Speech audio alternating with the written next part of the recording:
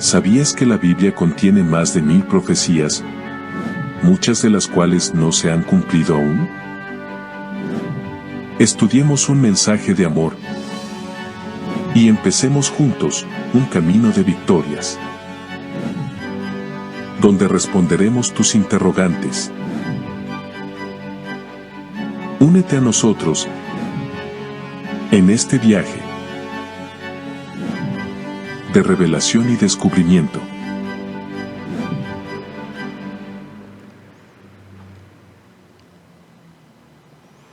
Bienvenidos a un nuevo programa. Muchas gracias por estar ahí del otro lado acompañándonos. Gracias por los mensajitos. Nos han llegado justo en esta semana mensajes de otros lados del país y de paso, de no solo de este país, sino de otros países, de otras partes del mundo, de, por ejemplo, de Nicaragua, de El Salvador. Queremos recordarte algo. Nuestros teléfonos y todos nuestros medios de contacto, puede ser el WhatsApp, puede ser en los mismos comentarios de Facebook, puede ser de YouTube, puede ser el correo electrónico, están para que te comuniques con nosotros. ¿Para qué? Para que si tenés alguna duda podamos ayudarte, si quisieras estudiar o profundizar algún tema podamos hacerlo juntos, pero también nos gustaría que te sumes a nuestra comunidad de oración. ¿Qué es esto? Un lugar donde juntos oramos los unos por los otros. Estoy seguro que necesitas de la oración de los demás. Yo te puedo asegurar que yo también. Acá con Mariano, con Perspectiva, necesitamos la oración de los demás. Así que quiero invitarte a que te sumes a esta comunidad de oración, donde oramos por lo que estamos haciendo, por la predicación del mensaje, por los desafíos que se vienen por delante, también por las necesidades de cada uno. No estás solo. No pelees esta batalla solo. Tenés amigos que te queremos ayudar, tenés personas que, así como Jesús también quieren lo mejor para vos. Nos gustaría poder acompañarte, hacerte sentir que no estás solo. Y en este estudio, en estos días, ven que tenemos diferentes programaciones. Estamos saliendo en vivo todos los días a las 2 de la tarde, horario de Argentina, así que si querés sumarte también nos podés mirar. En el caso de que por ahí algunos nos dicen, no, pero justo en ese horario yo estoy en el trabajo o estoy haciendo otra cosa, no puedo. Luego de que está el video subido, aparece para que lo puedan ver en el horario que tienen disponible. Y si no, también nosotros subimos los videos de cada sección del vivo por separado para que ustedes puedan tener la posibilidad de verlo en el momento que quieran, pausando, esperando, mirando un ratito, después otro ratito, y de esa manera podamos compartir. No te olvides que también lo podés compartir a los demás.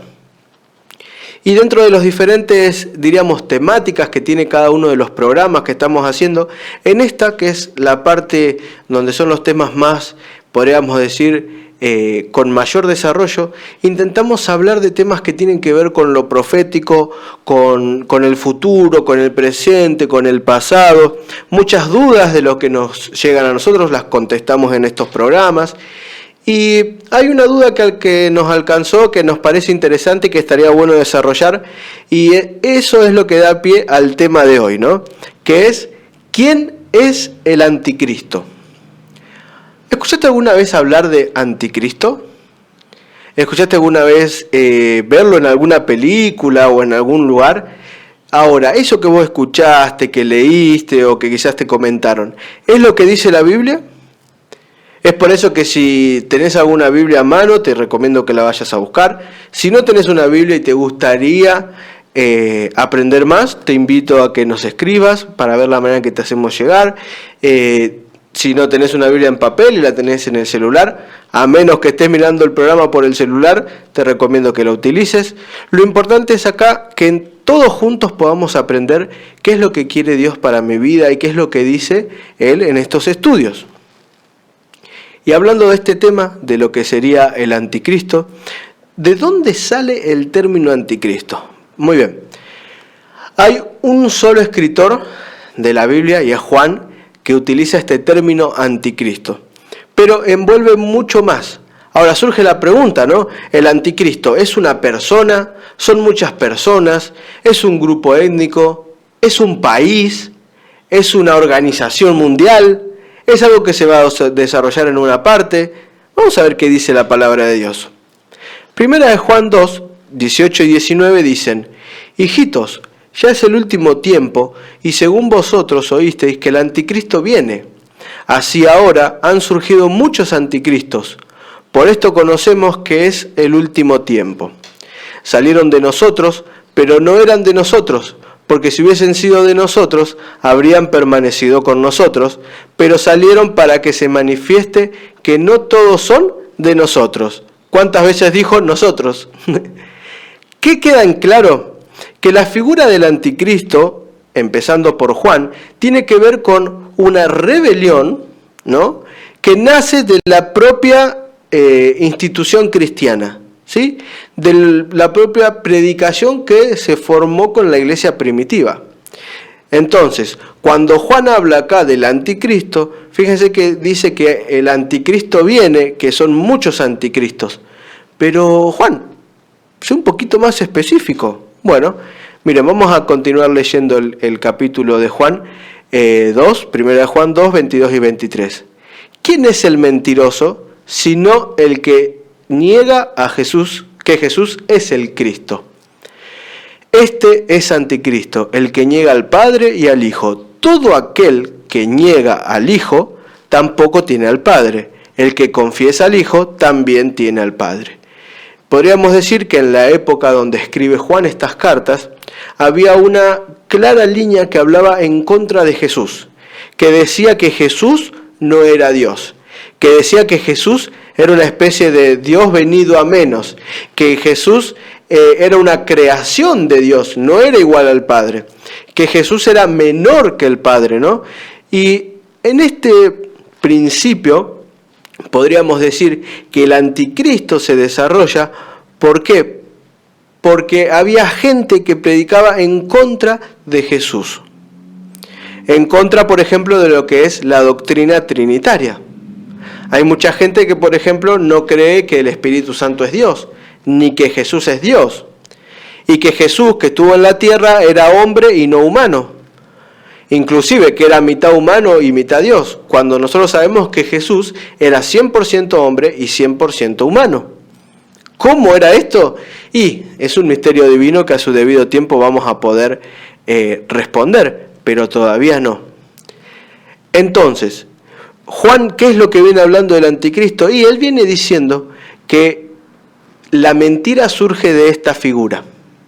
Fíjense que no hace alusión a una persona específica, sino a muchas personas que estaban en lo correcto, pero empezaron a meter mentiras en la doctrina sana o en la doctrina correcta. Entonces podríamos decir que en nuestros días el anticristo no se puede asociar a una persona en específica, sino que tiene que ver más bien con una agrupación de falsos maestros, podríamos decir, ¿no? O de personas que enseñan lo correcto. Y a medida que vayamos avanzando con el tema, vamos a ir dando más detalles de esto que estoy hablando ahora. Por ejemplo, en Primera de Juan 4:3 dice: y todo espíritu que no confiesa que Jesús ha venido en carne no es de Dios. Y este es el espíritu del anticristo, el cual vosotros habéis oído que viene y que ahora ya está en el mundo. Quiere decir que la influencia del anticristo comenzó en la época en la que Juan estaba. Quiere decir que esta organización o este poder o esta figura del anticristo ya había empezado a entretejer sus planes en el planeta Tierra. Porque no nos olvidemos que la Biblia, si bien habla de, podríamos decir, profecías, habla de seres raros, pero que en realidad son simbolismos, todo representa a lo real, a lo que vos y yo vivimos, a lo que vos y yo vemos. Acá no son fábulas, no son cuentos. Esto es la realidad, esto es el día a día. Y acá Juan nos declara de que quien no confiesa que Jesús es Dios, esto tiene que ver también con un principio del anticristo. Entonces, el último versículo que Juan habla acerca de esto lo encontramos en 2 de Juan 7, que dice: porque muchos engañadores han salido por el mundo que no confiesan que Jesucristo ha venido en carne. Quien esto hace es el engañador y el anticristo. Acá vemos que Juan ataca directamente una arista de la figura del anticristo y tiene que ver con el principio de que Jesús no es Dios. Si alguien dice que Jesús no es Dios, no es igual a Dios, no es coeterno con Dios, o que es diferente de Dios, eso quiere decir que él está estudiando cosas erróneas. En otras palabras, fíjate cómo Juan asocia la figura del anticristo con enseñanzas falsas. Y ahora surge la pregunta, ¿no? Porque cuando nosotros hablamos de anticristo, lo primero que a mí se me viene a la mente cuando escucho anticristo es alguien que se pelea con Cristo, ¿no? Anti nosotros creemos que anti quiere decir en contra de. Anti significa que se va a oponer rotundamente a todo lo que venga de Jesús y a todas las enseñanzas puras, a las doctrinas fidedignas a la Biblia. Pero en realidad, cuando nosotros vamos a estudiar un poquito más en profundidad, y si vamos al idioma original, esta partícula como anti puede tener dos significados. Puede ser contra o también lugar de. Entonces, a ver, estudiemos un poquito más ahora las palabras. El principio de sí, ¿no? Vieron que, bueno, nosotros lo conocemos como diccionario, pero hubo mucha gente que al diccionario lo conoce como el mataburro, ¿no? Cuando uno no entiende una palabra, ¿qué hace? Va al diccionario. Bueno, he ido a varios diccionarios del idioma, en este caso griego, donde va, el original, y en todos llegan a una misma conclusión, la mayoría, ¿no?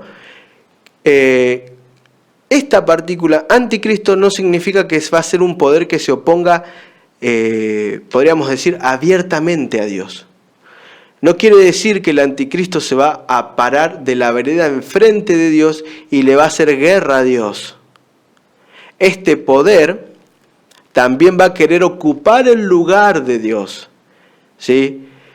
No significa solo en contra, sino que también significa en lugar de.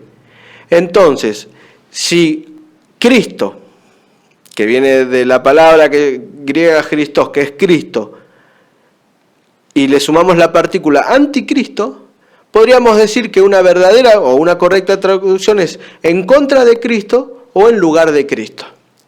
Y si nosotros vamos un poquito más al principio bíblico, como podemos leer acá en la pantalla, dice, quizás combinando ambos significados, podríamos decir que el anticristo es uno que, asumiendo el papel de Cristo, se opone a Cristo. Me parece fabuloso esto, porque esto nos ayuda a entender que en realidad cuando nosotros hablamos del anticristo, no es una figura satánica que va a venir a oponerse a Dios. O sea, va a revelar y va a decir, yo soy el anticristo. Sino que va a ser una figura movida por principios satánicos que va a querer, diciendo ser Dios, cambiar lo que Dios enseña. Enseñar la Biblia de manera errónea. Por eso es muy importante que vos estudies la Biblia. Por eso es muy importante de que vos profundices en lo que enseñamos. Estos temas no tienen que quedar acá entre nosotros nomás. Ahora, si bien dijimos que Juan es quien utiliza este término, ¿hablan otros pasajes del anticristo? Pongámonos a pensar. ¿Escuchamos en otros lugares? Si bien no tenemos la misma palabra, como ya dije, hay varios paralelismos bíblicos y eso es lo que vamos a profundizar. No te puedes perder lo que viene ahora a continuación. Hay varios paralelismos bíblicos en lo que es la figura del anticristo. No tenemos el mismo término, pero sí tenemos las mismas figuras porque se repite y esto nos va a ayudar a entender de qué estamos hablando cuando hablamos de este término. Entre esos paralelismos tenemos Daniel 7, Daniel 8 en el Antiguo Testamento y en el Nuevo Testamento, por ejemplo, tenemos Segunda de Tesalonicenses y Apocalipsis. Ahora, ¿qué vamos a hacer? ¿Y qué te parece si abrimos cada uno de estos textos y tratamos de ponerle un hilo conductor para que generemos juntos una idea?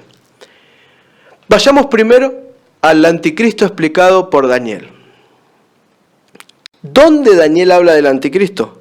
Daniel 7, 24 y 25 dice: los 10 cuernos significan que de aquel reino se levantarán 10 reyes, y tras ellos se levantará otro, el cual será diferente de los primeros, y a 3 reyes derribará, y hablará palabras contra el Altísimo, y a los santos del Altísimo quebrantará, y pensará en cambiar los tiempos y la ley, y serán entregados en su mano hasta tiempos y medio tiempo. Entonces, ¿qué es este poder? Es un poder que sale de una bestia, ¿no? Que si querés tener más información sobre esto, tenemos un seminario completo de Daniel en nuestra página, así que podés acceder y verlo. Y si no, escribinos que contestamos las dudas. Dice, de estos 10 reyes, uno va a ser diferente. ¿Por qué? Porque va a vencer a 3, pero fíjense, ¿cuál es la característica de este poder? Que va a hablar palabras contra el Altísimo, o sea, no va a hacer guerra solamente contra sus semejantes, sino que también va a hacer palabras contra el Altísimo y va a quebrantar a los hijos de Dios. Fíjate que podríamos decir que este rey, que comienza como un rey, no solamente va a ganar terreno geográfico en el planeta Tierra, sino que también va a hacer una guerra horizontal y vertical, ¿no? Ganando territorio y atacando hacia Dios. Va a querer cambiar la ley, ¿no? La ley de Dios.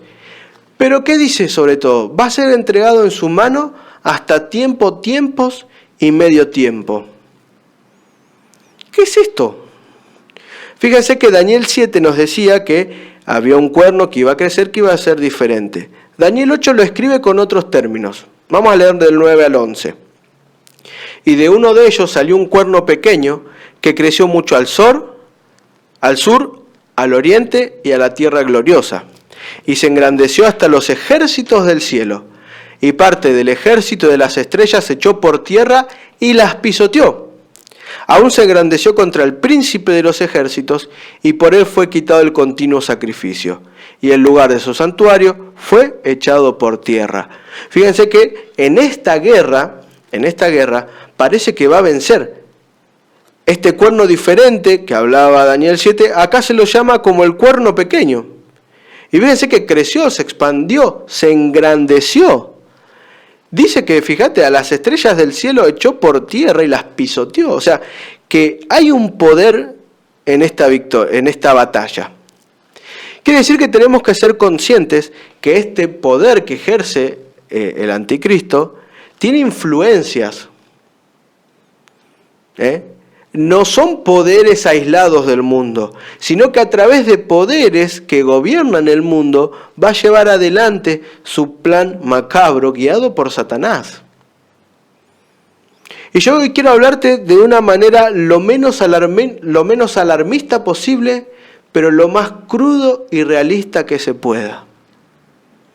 Acá no es para desesperarnos y para salir corriendo, esto es para que tomemos conciencia de la realidad y sobre todo para que entendamos que la Biblia, en primer lugar, no miente. Y que si todo lo que aprendemos se está cumpliendo, quiere decir que cada vez falta menos para que Jesús vuelva. El mismo Daniel, en el capítulo 8, el versículo 25, dice: con su sagacidad hará prosperar el engaño en su mano, y en su corazón se engrandecerá, y sin aviso destruirá a muchos, y se levantará contra el príncipe de los príncipes, pero será quebrantado, aunque no por mano humana. Quiere decir que a su debido momento, que ya vamos a ver cuándo, una intervención divina no va a permitir que este poder, el anticristo, diríamos, lleve a cabo todas sus fechorías.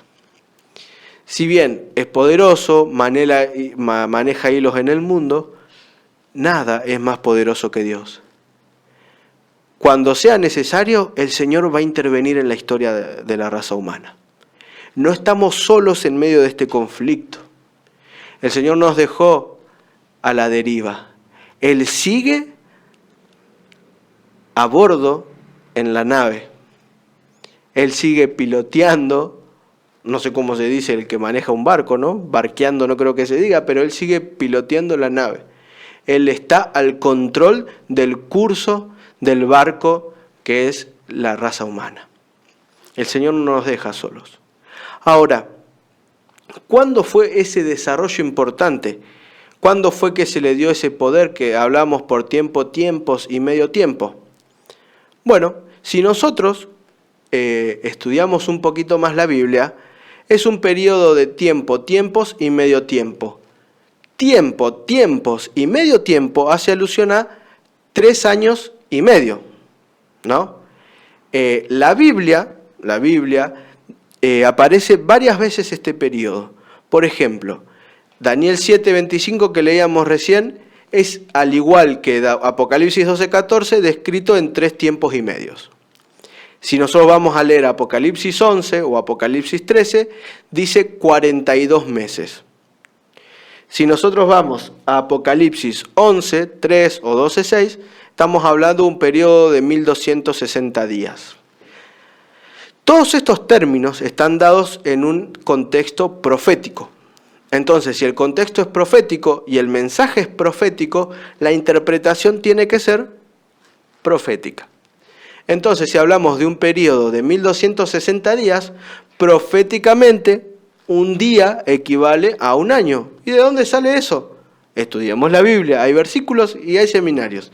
Si quisiera saber, decinos, escribinos y dejanos en el comentario, ¿a dónde dice en la Biblia que un día equivale a un año o un año a un día? Entonces, llevando un poquito a historia esta profecía, tenemos un periodo de 1260 años con una terrible persecución. Este periodo en la historia, ¿dónde se aplica? Y va del año 438 al 1798 después de Cristo. ¿Qué es lo que sucede en esta época?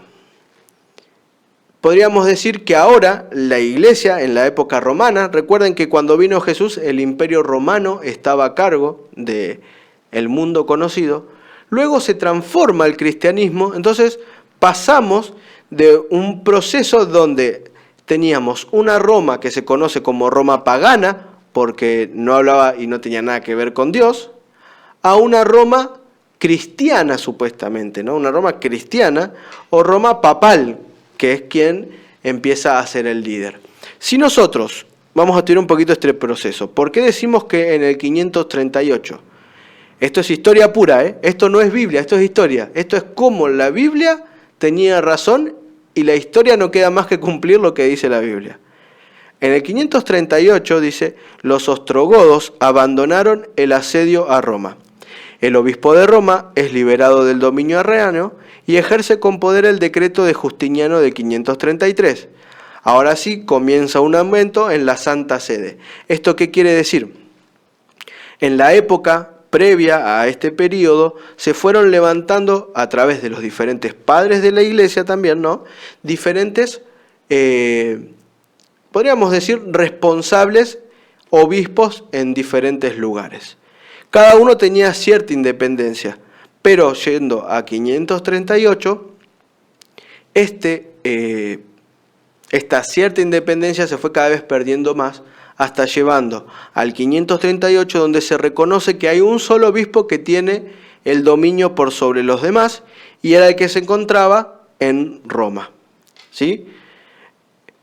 ¿Qué pasa con este proceso? Esto empieza cada vez a tener más importancia. En el período encontramos lo que se llama como la Edad Media o la Edad Oscura, y ya vamos a estudiar un poquito más.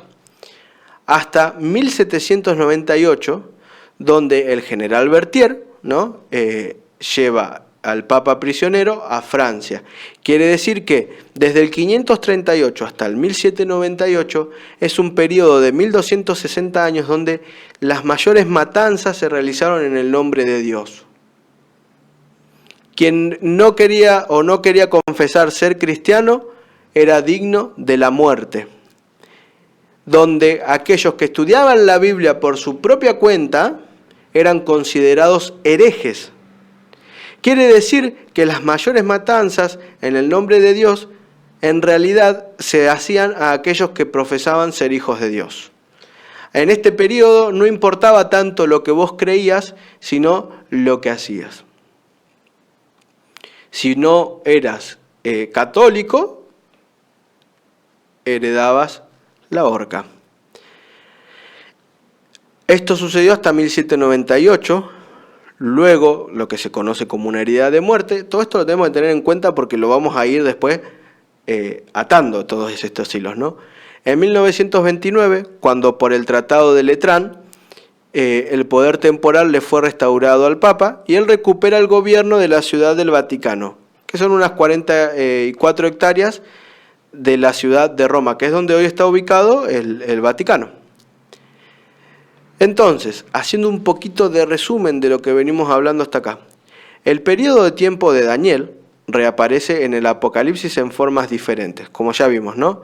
Sobre la base del cumplimiento continuo histórico de las profecías, los días simbólicos representan años literales. Entonces, si hablamos de estos 1260 años, con los acontecimientos sucedidos en la historia, fíjense que el surgimiento, el poder en su máximo esplendor y su caída hacen alusión a las fechas en el periodo que ya hablamos, ¿no? Del 538 a 1798. ¿Por qué es importante entender esto? Porque Pablo también habla. Ahora, el anticristo, ¿es explicado por Pablo? ¿Ustedes qué creen? ¿Tiene algo que ver con esto? Claro que sí. Y tenemos que ir al libro de Segunda de Tesalonicenses. Este libro, Pablo lo escribe como una segunda carta a los hermanos cristianos de la iglesia de Tesalónica. Si es la número 2, quiere decir que hubo una número 1 anterior, ¿no? En la anterior, Pablo les habla y les dice que Jesús va a volver, que tienen que tener paciencia, porque ellos estaban pasando persecución, no la estaban pasando bien. Y se ve que esta carta fue tomada no de la manera en la que Pablo la escribió. Entonces los hermanos de la iglesia de Tesalónica, en vez de hacer lo que tenían que hacer, podríamos decir que se tiraban a chanta. Muchos no querían trabajar, muchos estaban desesperados, no querían hacer cosas porque decían, no, Jesús ya va a volver. Otros decían, ¿para qué voy a trabajar? ¿Para qué me voy a esforzar si Jesús ya viene? Muchos estaban totalmente deprimidos porque en la época de que Pablo le escribe a los hermanos de Tesalónica, el imperio romano estaba atacando y asediando brutalmente a aquellos que decían ser seguidores de Cristo. Y muchos habían perdido familiares y no querían vivir porque decían, bueno, ya está, que Jesús vuelva así, ya está. Entonces en vez de vivir y hacer, no querían vivir. Entonces Pablo tiene que volver a escribirles una carta ahora para explicarle un poquito mejor el tema del procedimiento de la segunda venida.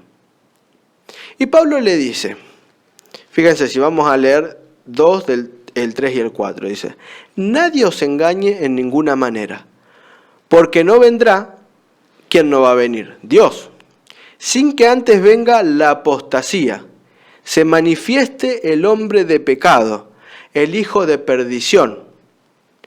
Fíjense que acá encontramos 3 títulos diferentes, ¿no? Apostasía, el hombre de pecado, el hijo de perdición, el cual se opone y se levanta contra todo lo que se llama Dios o es objeto de culto, tanto que se sienta en el templo de Dios como Dios, haciéndose pasar por Dios. Fíjense que en otras palabras, él en realidad está hablando de el término que nosotros hoy describimos como anticristo. Anticristo no quiere decir en contra de solamente, sino también en lugar de. Entonces fíjense que se sienta en el templo de Dios como Dios y se hace pasar por Dios. Entonces acá Pablo les está diciendo, miren, tengo 4 títulos para darles. No va a venir Jesús sin que previamente se desarrolle esto. Se tiene que desarrollar. En la historia de la humanidad es necesario que esto se desarrolle. En el plan de salvación para las personas, esto va a dejar evidencia de que si uno se deja manipular por Satanás y se entrega, diríamos, a lo que Satanás le dice, lo único que podemos encontrar es destrucción y muerte. Jesús va a volver, pero primero tienen que suceder algunas cosas. Tiene que venir la apostasía, el hombre de pecado, el hijo de perdición, que es alguien que se va a oponer a Dios, pero lo va a hacer sutilmente. No es como ustedes creen, no es que le va a hacer una guerra abierta a Dios, sino que va a querer hacerse pasar por Dios. Va a decir que es Dios y que tiene la autoridad de Dios. Y sigue diciendo en el capítulo 2, ahora vosotros sabéis lo que lo detiene, a fin de que a su debido tiempo se manifieste, porque ya está en acción el misterio de la iniquidad. Solo que hay quien al presente lo detiene, hasta que él a su vez sea quitado de en medio. Y entonces será manifestado aquel inicuo, a quien el Señor matará con el espíritu de su boca y destruirá con el resplandor de su venida. Inicuo cuyo advenimiento es por obra de Satanás, con gran poder y señales y prodigios mentirosos.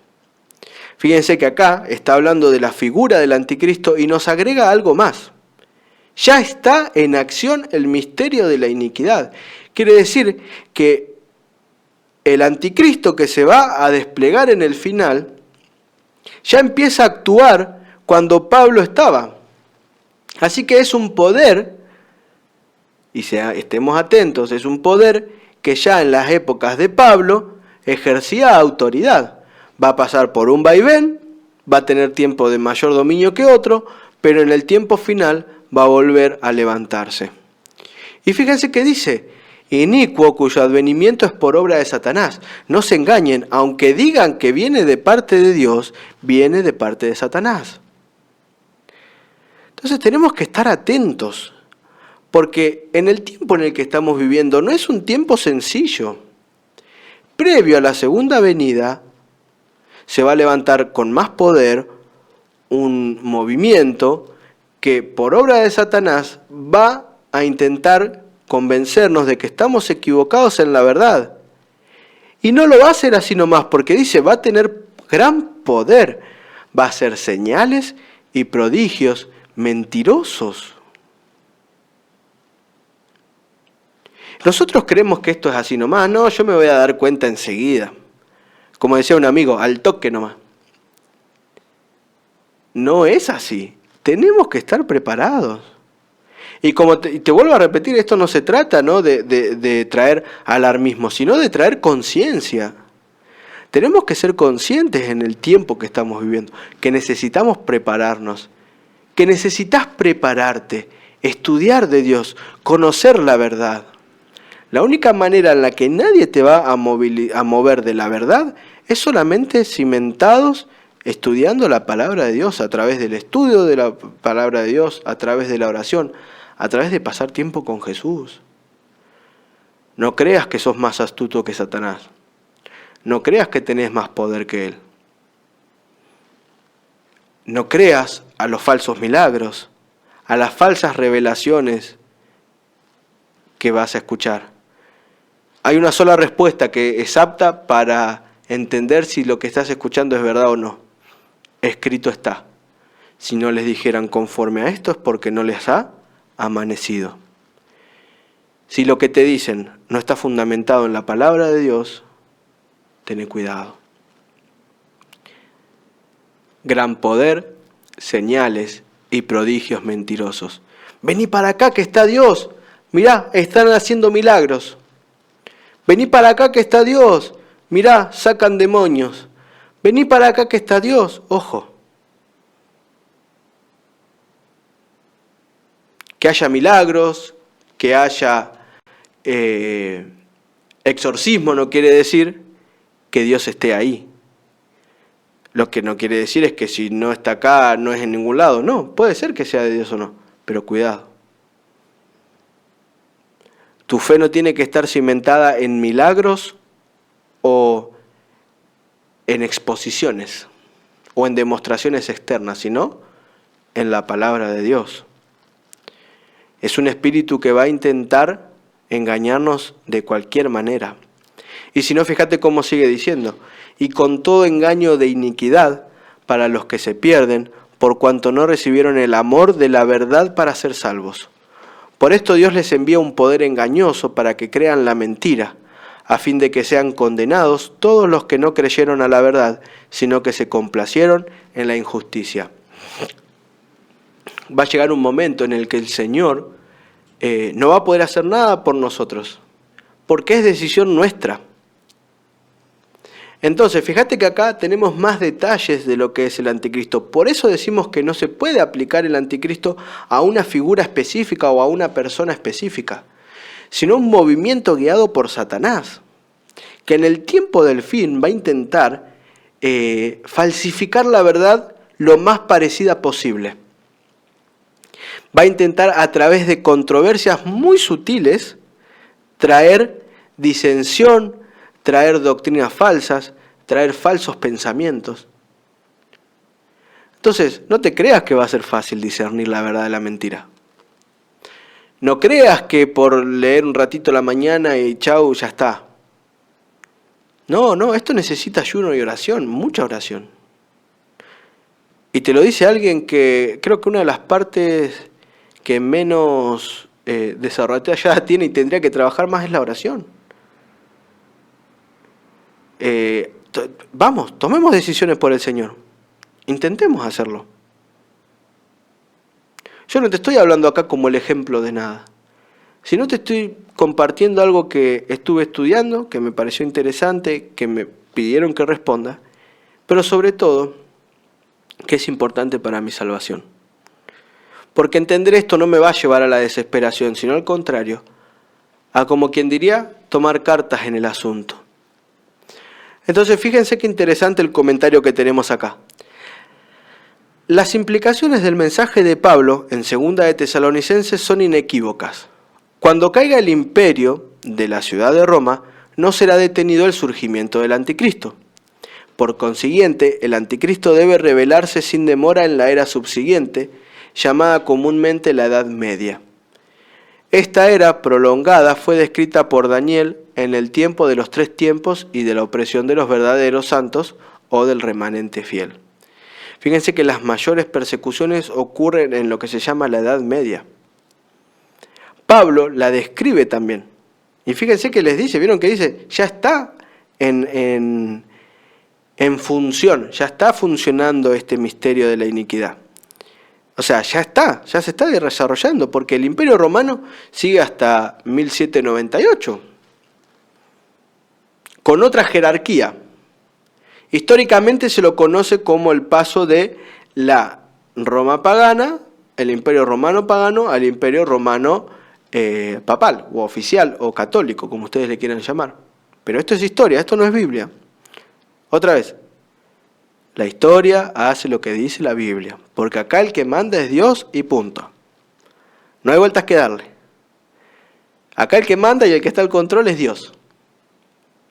Fíjense que dice, otro comentario, este pasaje predice una apostasía que se desarrolla en la iglesia y que culmina con la revelación del hombre de pecado u hombre impío, que se sentará en el templo de Dios y se declarará Dios.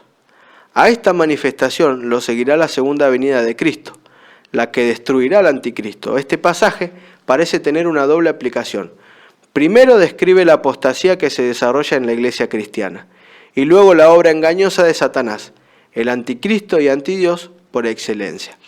Quiere decir que toda falsa doctrina obviamente proviene de Satanás. Es por eso que insistimos tanto con que estudiemos la Biblia, con que nos preparemos, con que seamos conscientes en el lugar donde estamos. ¿A dónde estás? En la iglesia que estás asistiendo. ¿Te enseñan la palabra de Dios? ¿O te enseñan lo que les parece que dicen?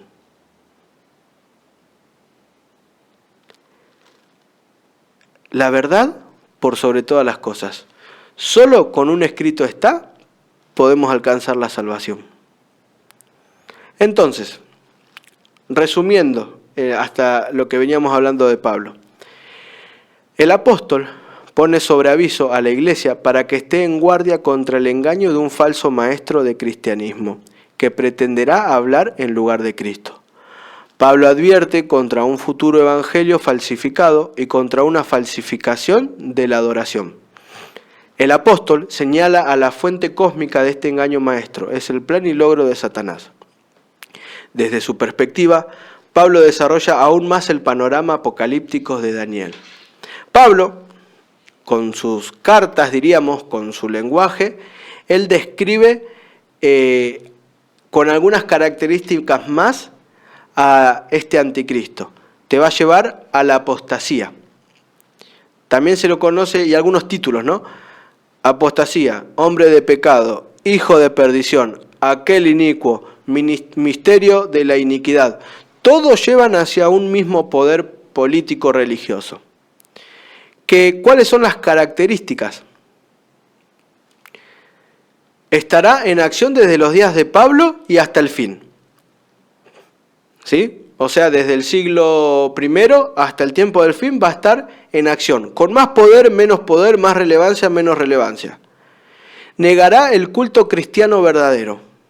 Quiere decir, va a enseñar, pero no de manera correcta. Se exaltará a sí mismo. Va a decir, y añadiendo lo que venimos estudiando de Daniel, va a hacerse pasar por Dios, va a decir que tiene la autoridad de Dios, va a atacar a aquellos que dicen estar de la mano de Dios. Se exaltará a sí mismo, se hará pasar por Dios. Y el hacerse pasar por Dios va a llevar a dos puntos cruciales. Uno es pedir adoración y el otro es querer cambiar la ley. Y se caracteriza por su iniquidad, o sea, por su pecado, por su intención a transgredir la ley. Así que no es Satanás el anticristo. El anticristo es un poder político religioso guiado por Satanás. De por sí es Satanás porque quien está detrás, pero no se lo puede aplicar directamente a él. Entonces, el poder, descrito por Pablo en 2 de Tesalonicenses 2, del 1 al 12, ha sido llamado como el anticristo. Este pasaje predice una apostasía que se desarrolla en la iglesia, que culmina con la revelación del hombre de pecado u hombre impío, que se sentará en el templo de Dios y se declarará Dios. Fíjense cómo hay una unión entre lo que decía Juan, lo que dice Daniel y lo que dice Pablo. Como que todo nos va trayendo más luz de lo que decía el anterior. El anterior llegaba hasta acá, bueno, ahora yo te lo explico un poquito más. Ahora yo te lo explico un poquito más. Ahora yo te lo explico un poquito más. Lo que me lleva a pensar, ¿el anticristo está en Apocalipsis? ¿Vos qué crees? ¿Vos qué crees? ¿El anticristo figura en Apocalipsis? Y bueno, ya lo vimos al principio, sí, decía, ¿no? En Apocalipsis el principio es el mismo. La humanidad tiene que elegir a qué Dios servir. Es momento de adorar correctamente o incorrectamente. Apocalipsis toma dos secciones importantes dependiendo tu decisión. Si vos decidís ser fiel a Dios, ¿sí?, vas a recibir el sello de Dios. Si vos decidís no obedecer a Dios y hacer la tuya, por tu propia decisión vas a recibir la marca de la bestia. ¿Qué bestia? La que describe Apocalipsis 13. Tenemos que entender que Apocalipsis 13 se desarrolla en un contexto sociopolítico. Tenemos que ver con ojos proféticos los acontecimientos que están sucediendo a nuestro alrededor. ¿Ustedes se creen que es casualidad las uniones que hay entre los países, religiones, la suma de uno, lo que dice otro? ¿Ustedes creen que todo esto es casualidad? No, nada es casualidad. Y fíjense lo que dice Apocalipsis 13 del 1 al 4. Me paré sobre la arena del mar y vi subir del mar una bestia que tenía 7 cabezas, 10 cuernos, y en sus cuernos 10 diademas, y sobre sus cabezas un nombre blasfemo. Y la bestia que vi era semejante a un leopardo, y sus pies de oso, su boca de león, y el dragón le dio poder y su trono, y gran autoridad. Vi una de las cabezas como herida de muerte, pero su herida mortal fue sanada. Y se maravilló toda la tierra en pos de la bestia, y adoraron al dragón, que le había dado autoridad a la bestia, y adoraron a la bestia diciendo: ¿quién como la bestia? ¿Quién podrá luchar contra ella? Ese mismo poder que describe Juan, que describe Daniel como el cuerno pequeño, y que describe Pablo como el hombre de pecado, el inicuo, es el mismo que Apocalipsis lo describe como la bestia que sale del agua. El Apocalipsis, bajo la figura de un leopardo, describe un gran poder que se oponía a Cristo y a su pueblo. Eso es donde lo encontramos en Apocalipsis 13. Ahora, miren, algunos paralelismos. En Daniel 7:21 encontramos que: y veía yo que este cuerno hacía guerra contra los santos y los vencía. Ya vimos a qué época de la historia se hacía alusión. Daniel 7:25 dice: y hablará palabras contra el Altísimo, y a los santos del Altísimo quebrantará. Fíjate que es una guerra no solamente civil, ahora también es una guerra espiritual. Y fíjense lo que dice Apocalipsis 13: y se le permitió hacer guerra contra los santos y vencerlos.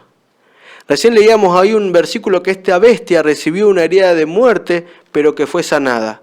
Estamos hablando de 1798. El proceso que habíamos leído al principio. Esta herida de muerte que fue con el secuestro del Papa por medio del general Berthier, que era un comandante de Napoleón, y que luego se le recuperaron las tierras. Esa herida fue sanada, y hoy en día todos van en pos diciendo: mirá qué bueno lo que dice este. Está transformando la iglesia, ahora hay que adorar. Y todos se van ubicando y van adorando y van diciendo: están cambiando, están haciendo las cosas mejor, están reconociendo. Atentos a lo que pasa. Fíjense que dice este comentario: en contraste directo con los que aceptaron la marca de la bestia, el Israel verdadero recibirá la señal de aprobación divina en sus frentes. Tienen el valor de confesar a Cristo como el Señor de su pensar y obrar. Su victoria sobre el anticristo se produce solo por causa de su unión con Cristo, en su muerte y en su resurrección. Como vencedores del anticristo serán recompensados con honores eternos alrededor del trono de Dios y cantarán el cántico de Moisés y del Cordero. Estamos en medio de una batalla. Acá la batalla más difícil no es si llego a fin de mes, si Dios me va a dar más trabajo, si puedo. Acá la batalla más difícil es: ¿voy a ser salvo o no? Cuando me encuentre la muerte, cuando vaya al descanso, si es que no vino Cristo antes, ¿voy a ser salvo o no? ¿Cómo estás viviendo? ¿Qué decisiones estás tomando? ¿Estás permitiendo que sea Cristo quien maneje, como decíamos acá, tu pensar y tu obrar? ¿O no? Y te vuelvo a repetir, como lo digo siempre y lo dije muchas veces, acá no se trata de una vida perfecta, ¿no? Acá no somos juzgados por nuestra impecabilidad, sino ¿a quién le estás dando tu corazón? ¿En quién estás depositando tus ahorros espirituales, por así decirlo? ¿A quién le estás confiando tu vida y tu futuro? No hay varios caminos, solo uno. Apocalipsis 13, del 15 al 17 dice: y se le permitió infundir aliento a la imagen de la bestia, para que la imagen hablase, hiciese matar a todo el que no la adorase, y hacía que a todos, pequeños, grandes, ricos, pobres, libres y esclavos, se les pusiese una marca en la mano derecha o en la frente, y que ninguno pudiese comprar ni vender, sino el que tuviese la marca o el nombre de la bestia o el número de su nombre. Quiere decir que este poder, llamado el anticristo, tiene que ver con un poder eclesiástico sumado al poder del Estado. No es una persona, no es una organización aislada, ¿sí? El principio del anticristo tiene que ver con poder de iglesia más el poder del Estado unificados. Juntos dan al principio de lo que es la bestia, ¿no? Es un poder que tiene autoridad de perseguir. ¿Qué quiere decir esto? Es un poder que a través de, podríamos decir, relaciones, que a través de tratados, que a través de firmas de contratos, va a poder llevar adelante su agenda espiritual. ¿Cómo? Un poquito más. Es un poder que el Estado le da la autoridad para que si no se hace algo que el poder religioso de turno quiera, sea autorizado a dar sentencia de muerte. ¿Se entiende? Que a través de decretos, si no se dice lo que el poder eclesiástico dice, nos da la autoridad para entrar a tu casa, llevarte y obligarte a hacer lo que querés hacer. Y el que no quiera hacer, sufrirá sus consecuencias. ¿Más claro? Seamos conscientes y veamos un poco las noticias. ¿Quién se alía con quién? ¿A quién le están dando la autoridad? El eje del conflicto sigue siendo la verdadera adoración. Y este gran, diríamos, corpus, este gran cuerpo, guiado por una parte estatal y por una parte eclesiástica, te van a decir qué día tenés que adorar a Dios. Y también te va a decir cómo adorarlo y cómo no. Hay dos elementos muy importantes: la adoración, el correcto día de adoración y cómo adorar a Dios. Se está llevando adelante una guerra. Los hilos de este mundo se están atando y desatando. Satanás está haciendo todas sus estrategias y las está llevando a cabo. Demonios intervienen en la historia y convencen a personas para que se alíen con otras. Detrás de los muchos tratados que vemos hoy que se firman, hay un poder satánico. Seamos conscientes de la realidad. Pero saben, el carácter justo de los verdaderos santos se hará evidente cuando elijan seguir al Cordero y rehúsen comprometerse con los poderes del anticristo al rechazar la marca de la bestia o la marca de la alianza con la bestia. Va a llegar un momento que tenemos que tomar una decisión. No podemos seguir mirando para otro lado, haciendo de cuenta como que nada pasara. No podés seguir hoy viviendo la vida como si todo pasara con normalidad. Te vuelvo a repetir, y no me voy a cansar de decir, esto no se trata de alarmarte o de asustarte. Esto se trata de que tomemos conciencia del tiempo en el que estamos viviendo. Que hay poderes buenos contra poderes malos. Que así como en el universo lucharon, como así hoy luchan en el planeta, así como hay ángeles buenos y ángeles malos, nosotros tenemos una lucha interna también. Hoy estamos llevando una lucha interna de a quién estamos obedeciendo.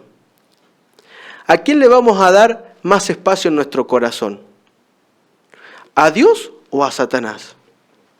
Esta pregunta de quién gana, no solamente hablamos de quién gana en esta guerra entre Jesús y el anticristo, sino en tu vida, ¿quién está ganando? ¿Estás permitiendo que el Señor transforme tu corazón? Con luchas, con dificultades. ¿Le estás dando tu corazón al Señor? Señor, quita esto de mí. Y caes y te volvés a levantar. Volvés a caer y te volvés a levantar. ¿Estás dispuesto a pelear la batalla de la fe como corresponde? ¿Estás dispuesto, aunque con conciencia de que no sos todopoderoso, si te pones en las manos del Señor vas a salir vencedor? ¿Estás dispuesto y estás consciente de que el mundo viene de mal en peor y que no podemos seguir haciendo como si nada pasara? El Señor te está haciendo entender en este momento de que tenés que tomar decisiones. No vamos a resistir allá el día postrero, cuando las cosas se pongan más complicadas, si no empezamos a tomar decisiones de obediencia hoy. No vamos a ganar la batalla de la fe si no la empezamos a desarrollar la fe hoy. El Señor te está invitando a que diariamente te pongas la armadura de la fe. Que entiendas de que ser cristiano no se trata de ser perfecto, sino de entregarle tu corazón al Señor y permitir que Él vaya transformando y cambiando tus actitudes, tu forma de pensar, tu forma de ver la vida, de dejar de hacer eso que te hace mal. De esto se trata la vida del cristianismo, de esto se trata esta guerra. No podés permitir que Satanás te haga borrar todo lo que con tanto esfuerzo venís escribiendo hasta hoy. No podés permitir que una mala decisión y un tropezón no te permita levantarte. Arriba, ánimo. El Señor te quiere en sus filas. El Señor necesita que tomes decisiones porque te ama. El Señor no quiere verte tirado en el piso, Satanás sí. Él está dispuesto a acompañarte, Él está dispuesto a estar con vos. Él está dispuesto a ir hasta las últimas consecuencias si vos decidís serle fiel. ¿Estás dispuesto a enfrentarte a todo lo que se viene? Quizás esto que se venga lo vivís, quizás no. Pero cuando sea que te toque ir al descanso, ¿estás a cuentas con el Señor?